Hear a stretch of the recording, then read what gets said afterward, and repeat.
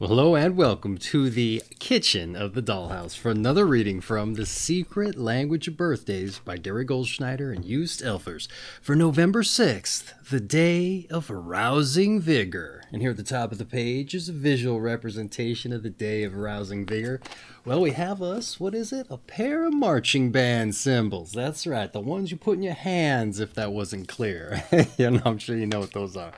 Is that day of rousing vigor, visual representation adequate? You know what? I might argue it is, though there might be some other kind of connotation we can make with it as we get on with the reading.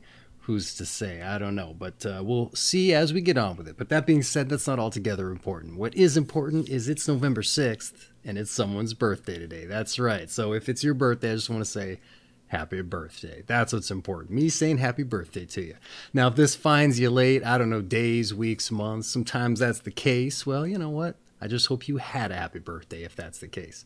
But for everyone else who's joining us randomly, I just want to say hello, welcome, and I hope you enjoy yourself. Now, before we dive in with the redirect, something we like to do around these here parts, this is the DykASSt or birthday broadcast.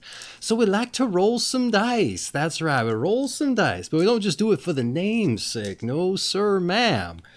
We roll it for synchronicity's sake. That's right. And here we rolled us a 4 and a 2 for a 6. Oh, Lord. A little bit of synchronicity working with the numbers there for November 6th.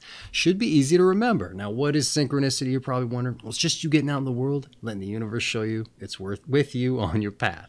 And you do that by going after your numbers when you see them. Now, you don't have to go with what I rolled yet. It's probably advisable you roll your own number to get on with the universe. You set up like a mutually agreed upon waypost, if you like. But you know what? The intention's here for these numbers there. And this should be easy to remember, right?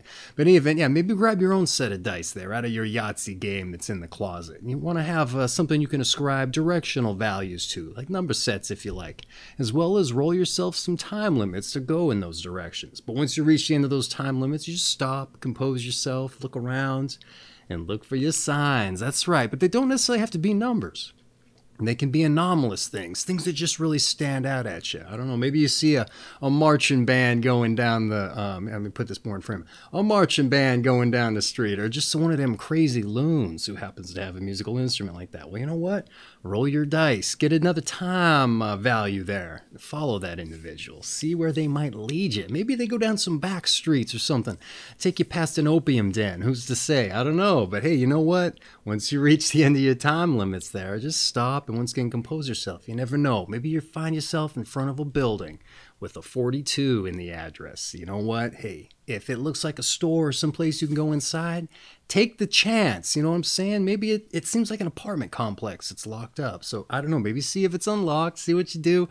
You know, you're going at this in a very, down-to-earth sort of fashion. You know what? A lot of times these things, it might sound a little bit, I don't know what you call risky, but you know what? A lot of times these things have a way of lining up. Maybe someone comes up the walk there and it's a locked door. Don't get dissuaded. Maybe they ask you what you're doing here. Show them this video. Tell them you're here because it's your birthday and you're here for synchronicity and you just got done following a guy with some symbols and it happened to be the visual representation of your day, and they'll be like, I don't know what you're talking about, but it sounds interesting. And you know what? Maybe they'll put their groceries away or whatever they're doing on their way home, and they'll go out and join you. That's right. And hey, who knows? Maybe once they're done with their groceries, the number 6 bus pulls up to the corner. Hey, those are your numbers. You know what? Take your new friend, get on, and see where that takes you. That's right. See what happens. Anyway, that's just an exaggerated example, but who's to say? Maybe your adventure is even more crazy. But in any event, I think you get the idea. That's synchronicity for you. Careful that opium den there, if you've asked. You might get the temptation, but don't go in there. All right, in any event, your month is November. Your day is the 6th. Your sign is 13 to 15 degrees Scorpio. And your period, Scorpio II. That's right. And your quality and element is fixed water. What does that mean? Well, that's a different video altogether. You'll have to search that one through the channel there. In any event, November 6th, the day of rousing vigor. All right, let's get into it. Even the most lethargic of souls can be stimulated by the rousing energy of a November 6 person, and those born on this day are generally either invigorating personalities by nature or involved in creating a stimulating and enthusiastic environment for themselves and others. At any rate, November 6 people surely get the blood flowing. One reason why November 6 enthusiasm is so infectious is that it is not of a superficial variety, but springs from a deep place. Well grounded in technique, fact, self-assurance, and conviction, November 6 people display a profound belief in their abilities, as well as their chances of achieving success in this world.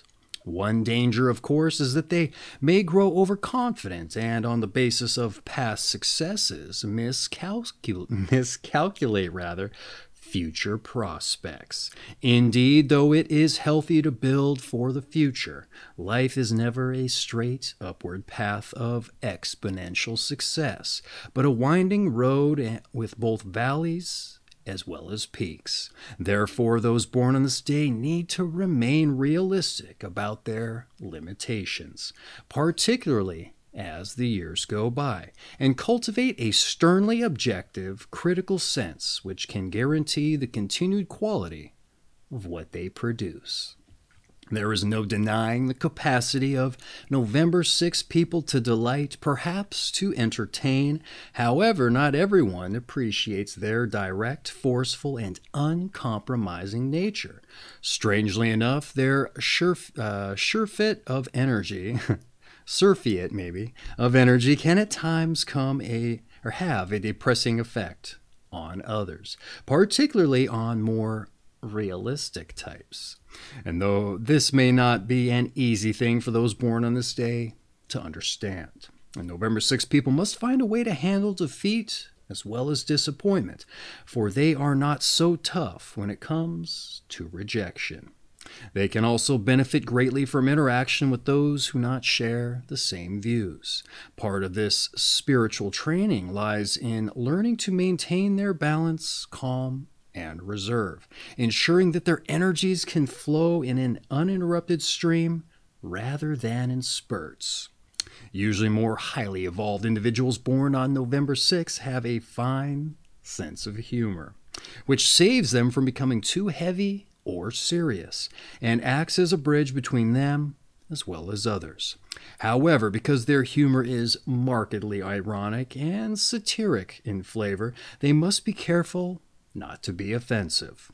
Physical in their orientation, some November 6 people actually have a visceral impact on those around them.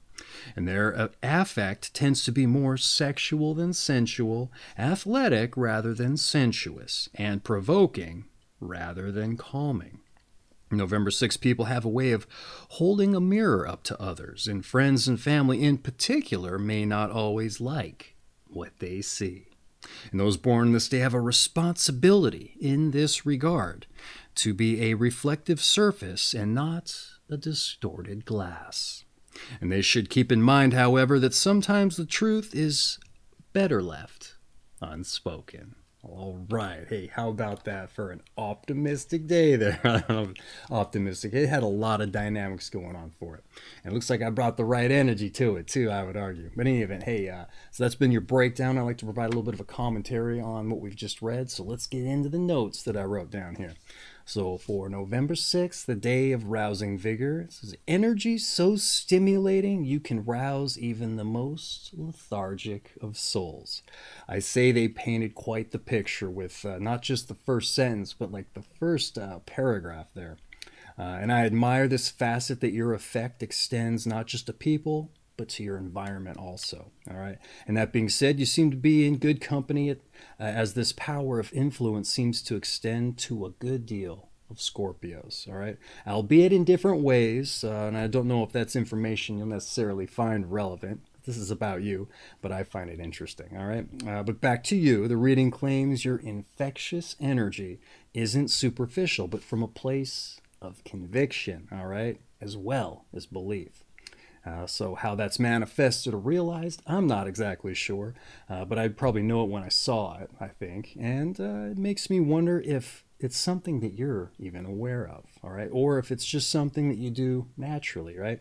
And if you aren't aware of it, how it might be affected if you were made aware. So I'm sorry if that's the case and it goes down the tubes there. But, you know, would you be able to better lean into it, perhaps? Or would knowledge of as much take away some of its power? That's the question. The reading claims growing overconfident in such matters based on past successes, however, could be a danger, right? So that may partially answer that question. But they advise staying realistic about life's expectations and finding ways to handle defeat and disappointment and expanding your horizons, all right? So also, like other Scorpios, the idea of balance is broached. And in your case, to ensure that your energy isn't stymied, okay? And they also examine some worthy considerations in my mind in respect to how you utilize your gifts and your talents, all of which one could argue is just good information in general for just about anyone.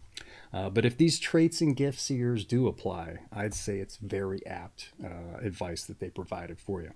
Though an affect of more sexual than sensual, and what was it, athletic versus sensuous, that had me a bit stumped. And I suppose I'd require the definitions kind of laid side by side to understand and compare the differences. Because some of those I kind of associate with the same thing. But I imagine there's some kind of twist, you know, sensuous and sexual. I think I've always kind of compared those two, but they broke them up. And how is sensuous and athletic even close to similar? I don't know. But in any event, that's what I had to say about your breakdown. So let's move on to your numbers and your planets. All right, let's keep the energy going here. I'm feeling good. I hope you are too here. But look who I'm talking to. The day of rousing vigor, ostensibly. Oh, yeah, keep your energy going, all right? Those born on the 6th of the month are ruled by the number 6 and the planet Venus. And those ruled by the number 6 are magnetic in attracting both sympathy and admiration. And the influence of Pluto and Mars, the ruler and co-ruler of Scorpio, respectively, on Venus here grants a decidedly sexual orientation to this attractive power. Often love becomes the dominant theme in the lives of those ruled by the number 6. All right, and normally they really personalize these entries that have to deal with Pluto. Yours is a little brief. They did personalize it, but you know it could have been longer, I think. So let's see if I can kind of pick up a little of the slack without being too redundant, if you like. So the number 6, planet Venus, for magnetism in attracting sympathy and admiration, but with Pluto and Mars as rulers, a decidedly sexual orientation to your attractive power. Typically ascribed trait when Mars enters the chat on a Venus day, or vice versa, right? Interestingly, Pluto's influence isn't really mentioned here, as it tends to impart the darker facets of human nature, as is often mentioned in other days, like the insight into the more, I don't know, shadowy aspects of life, all right? But perhaps that is avoided here thanks to Venus, who's to say. But I thought I'd mention it, as it gets a lot of attention in the other days. So, you know, if you got some of them darker influences, maybe it's just that tiny little planet Pluto. I don't know. Maybe look into it on your own if you're interested. But that's been your numbers and your planets. Let's dive in with your tarot. That's right. One of the more eclectic of the New Age metaphysical ideologies, if you like. But it's here in the book. We don't have to take it home with us to start dealing out the cards to influence our every whim and flight of fancy. So let's dive in. See what it has to say. It is your birthday after all right? Emphasizing this last point is the fact that the 6th card of the major arcana is the Lovers, symbolizing the love that unites all of humanity through integration of masculine and feminine polarities. On the good side of this card, it indicates affections and desires on a high moral, aesthetic, and physical plane. But on the bad side here, it suggests a propensity for unfulfilled desires, sentimentality, and indecisiveness. And because of Scorpio's decidedly sexual orientation, November 6 people must be aware of letting their passions rule their lives. All right. There we go. There's your card, the Lovers. All right. Pretty interesting that it just so happens to fall on the number 6, and that always lines up with Venus. But you know what? Though it doesn't always line up with Mars. So you've got that interesting little dynamic going for you there. In any event, let's get back into the notes, shall we? The Lovers card for the love that unites all of humanity via the male and female dynamics there. Here we go. Very much like your Venus-Mars influence. I said that. So very apt in your regard, whereas not all 6 days get that. Boy, I'm reading over everything I just said. So lean into that high moral aesthetic and avoid the propensities for unfulfilled desires and indecisiveness. That's what I say here. For something that isn't redundant. Easier said than done, obviously, but remember this, the breakdown discussing how to keep your energy flowing. I would argue that's kind of the same dynamic here. That's right. Don't get stagnant. That's another thing that happens with a lot of Pluto folks. They get stagnant and complacent. Don't want to let that happen. Not if you're one of these individuals who's just like got all this energy. So yeah, don't let that fall by the wayside. That's magical in its own way. And there's a few other Scorpio folks that have that magic too, that high energy. So yeah, don't relinquish it, because there's other Scorpios who are the exact opposite side of that coin. They're not the sunny Scorpios, as they're called. So in any event, lean into it if you can. In any event, that was your tarot. So let's move on to your health. All right. Those born on November 6th must be careful not to become victims of their own optimism where their health is concerned. All right. Regular checkups are recommended in addition to objective monitoring of their weight, eating habits, as well as exercise. Vigorous exercise is well sustained by November 6 people, including competitive and endurance sports, complex yoga, and martial arts.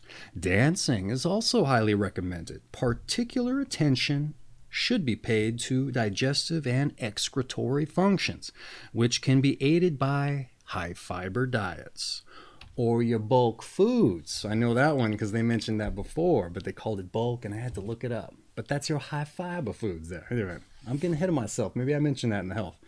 Let's get into the notes. All right. Don't become victims of your own optimism. Another common Scorpio theme. All right. Though it's often neglected because they're focused on the welfare of others. So I didn't really say that much about you with that to that extent, at least that I can recall. But it is with those other folks. Vigorous exercise is said to be sustainable, but not necessarily required. So there's something to keep, at least if that's the way I'm reading this, there's something to be mindful of. In diet, the diet isn't really mentioned outside of objective monitoring. So you know what? Just be balanced. Another through theme with the Scorpios there. So it's a somewhat anomalous entry for the health in those respects, but care for the excretory functions is again a theme for Scorpios too. So maybe take that into mind. Maybe take note of the digestive and excretory systems. They drill down on it enough that it might be an issue. How the stars dictate that, the planetary magnetism on your body there, I don't know. Can't explain it myself. But again, maybe take note. All right, so that's been your health. Let's move on to some advice. Oh, they've been giving it out in spades already. So what else could they have to say? Beware of your effect on others. Find a way to mute your energies while still being you. Allow yourself to be less dense and more transparent so others can see the light in you. And learn how to handle disappointment. All right, hey, a lot of value in that advice. Some of it we've already kind of heard in ways I would argue, but what I have to say here, let's get into it. Beware your abilities and their effect. And I imagine some folks, they might not like the energy or their environment changed, all right? Or otherwise lively people in general. Hey, that's just how it is, right? You just got to deal with it. Don't let that bring your energy down, all right? And I try not to point at you. Don't let that bring your energy down, all right? Just figure a way to adjust without letting it sour said energy, okay? Or don't see it as a rejection either, okay?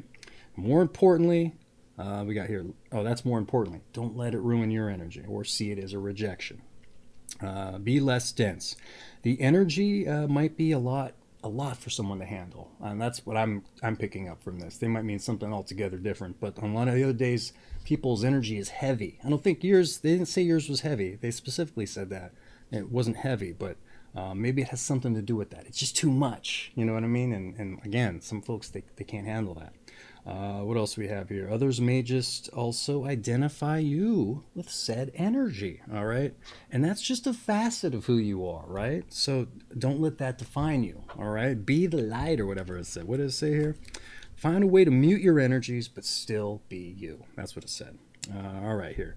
Learn how to handle disappointment, all right? I could see how having such ample amounts of optimism may make you a prolonged spate of misfortune hard to handle. Okay, like when's this positive outlook supposed to actually kick in? When's this supposed to help me out here?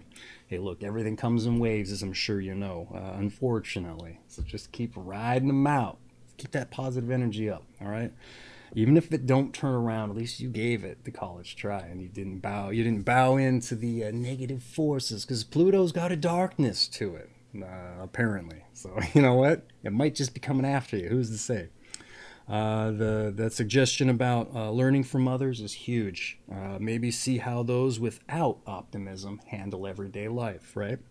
And take further inspiration for that optimism. And maybe it's the way forward. Or is it right out here? Inspiration that your optimism is the way forward, as dark as the other side is. That's right. I pretty much said all of that. But I was going off the page there. That's how this goes with the one shot, one take sometimes. In any event, that's been your advice. Hopefully you got something out of it. Stuff you probably already knew, I'm assuming. But if it wasn't, maybe it was good to hear anyway. All right. A little reassurance. I need that time to time. That's what a lot of these birthdays do for me, matter of fact. In any event, that's your advice, like I said. So let's take the energy down just a hair. Let's try to mute our energies, if you like, based on the advice, and move on to your meditation. All right, your meditation. We are given eyes to see and ears to hear. But what is required of the mind? Oh, there we go. A little deep. Once more. We are given eyes to see and ears to hear. But what is required of the mind? All right. Hey, that's your meditation. It's your birthday. I'm not going to try to interpret it for you, put some spin on it. That's just for you. But with that being said, let's move on to your strengths and your weaknesses. All right, let's see what we got here. Let's do the work. All right, your strengths, you're energetic, you're stimulating, and you're optimistic. All right, we knew that one. But your weaknesses, oh, do we know these ones? Can you guess what they are? Let's do the real work here. Let's identify those things we might not like about ourselves. All right, let's get them. Head on, if you like. Your weaknesses, you're overconfident. Ugh. You're insensitive, and overly physical. Oh, you come in at people, you're ready to touch them or something? What does that mean? I don't think they mentioned that. You're dense. That's what you are. You're too dense. I don't know. I imagine all those things can be, improved upon. Overconfident, I don't know. You got to figure out how to temper it a little bit. Mute your energy, if you like. I bet that's that one. So we know how to do that. Well, I don't think they said how to do that. Got to figure it out on your own. But hey, all this stuff is salvageable, weakness-wise. But anyway, those are your strengths and weaknesses. So let's move on to those born on this day. And as we get into those born on this day, I like to segue a little bit and kind of append this onto it. So we not only see who shares your company, but figure out our passions. That's what I like to segue into, is the idea of figuring out our passions. So too often I get out in the world and I meet folks and I ask them what they do, and if they like it, and a lot of times they don't. And I don't think you can blame anybody. There's just not enough time to put in the necessary work to figure those things out. Because a lot of times it requires work, or it requires just years and years of doing different things and seeing how to synthesize them together. That's right. And even if you do know what your passions are, maybe you don't know how to make them financially viable. So I figure this is the perfect opportunity to not only see who shares your company, but what they did, to not only get in the book, but become, famous or known for what they did. Now, what they did might not have been their passions, but you know what? It got them in the book, and maybe you can take some inspiration from it. And if you can't, I know that's a big ask and tall order, but maybe us just talking about it, or me spouting off about it is going to help stir up the fires if it's something that, you're interested in figuring out for yourself. So let's get into it. Enough talking about it. Those born on this day. All right. We start off with John Philip Sousa. That's probably them marching band symbols there. 19th century, 20th century March composer and a bandmaster. They also named a harmonica after him now, the Marine Band. Adolphe Sax, a Belgian instrument maker and the saxophone inventor. We have Sally Field, the film, TV actress, James Naismith, a Canadian-American sports educator and the basketball inventor. We have Walter Johnson, baseball pitcher, the Big Train all-time shutout champion, it says. We also have Sir John Alcock, British aviator, co-pilot, and of the first non-stop transatlantic flight. We also have Julian II, the Roman emperor, the apostate, and attempted to revive paganism. We also have Mike Nichols, the stage film director of The Graduate. We also have James Raymond Jones, a novelist of From Here to Eternity. Ray Conniff, the band leader and arranger. That's what it is. That's where the symbols come from. All these music folks. Robert Elder von Mussel, an Austrian novelist of The Man Without Qualities. We also have Maria Shriver, TV journalist. James Gregory, Scottish mathematician, astronomer, and inventor of the reflecting telescope. We also have Clement Armand Falieres, a French statesman, Duchess of Atholl, Scottish politician, Francie Boland, Belgian jazz composer and arranger, as well as a pianist. We have Colley Kibber, British 17th, 18th century dramatist. Edsel Ford of Ford Corporation. He was the chairman and Henry Ford's son and the namesake of the ill-fated Edsel car. We also have Mark McCormick, the founder of International Management Group and a sports management conglomerate, and James Bowman, a British countertenor. All right, hey, a lot of musicians. We also had some chairmen and just leaders in general, and just people that went out. And we have writers too, people that went out there, and I'm assuming they took their positivity and just made it work for them. You can make it work for you too. That's right. You don't necessarily have to mute it unless you're a trumpet player, and then you get nice good effects about it if you do. That's right. Maybe look at it like that. Just because you have to mute it doesn't mean it's not still cool. That's right. Hey, I like that. In the event, that's been those born on this day, which essentially rounds out your birthday reading, except to say your season is fall, your sign once again is Scorpio, the Scorpio II period specifically, and your quality and elements is fixed water. And this has been November 6th, the day of rousing vigor, from The Secret Language of Birthdays by Derek Goldschneider and Elfers. I have an affiliate link for this book down in the description if you want to get your own copy, dive in further with the zodiacs, other people's birthdays, also the qualities and elements, all that stuff's in there. It's a great coffee table book, especially if you're going to have some company over. You know, it's going to get the conversation started. For better or for worse, that's right, but it's going to get it flowing. Anyway, I'll just save you the hassle of having to type it in the browser. You just click the link. But anyway, that's not what's important here. What's important here is it was someone's birthday today. And once again, I want to wish you happy birthday. That's right. But for everyone else who joined us, hey, I hope you enjoyed yourself, and will you come and join us for your birthday reading. But lest we forget, that's right, your daily numbers, a 4 and a 2 for a 6. Easy to remember, it's your birthday. That doesn't always happen. These numbers don't always coincide with the day. Get out there, let the universe show you it's with you on your path. And avoid them opium dens unless the numbers are telling you to go in which case, just meet the folks. You don't have to partake, you know what I'm saying? That's all right. Hey, once again, happy birthday. Keep that energy up, even if you have to mute it.